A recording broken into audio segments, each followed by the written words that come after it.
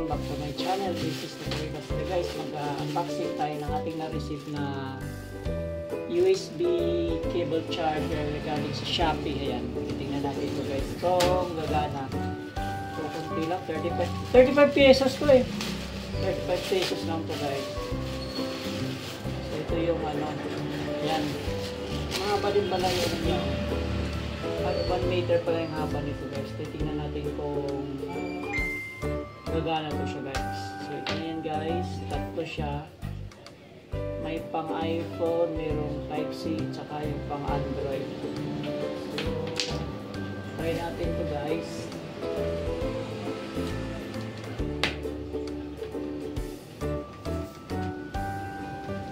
So ito naman guys. Sa pang Type-C.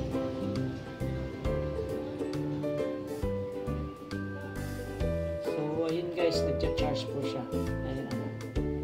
So maganda pa lang quality niya guys. Okay naman siya. Magana naman siya. Ito naman sa isa sa iPhone, yung isa naman sa Type-C. Pang Android. Sumalit yung pin niya guys. So tingnan natin, try din natin.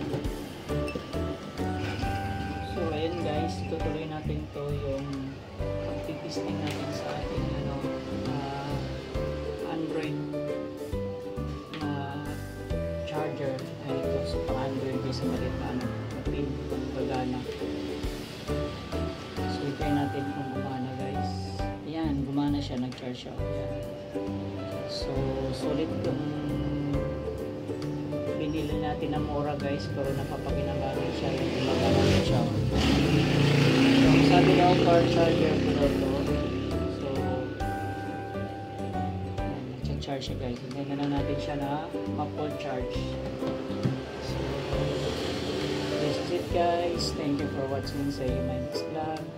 And double check na lang guys kung bibili kayo sa Shopee or Lazada. So, for watching.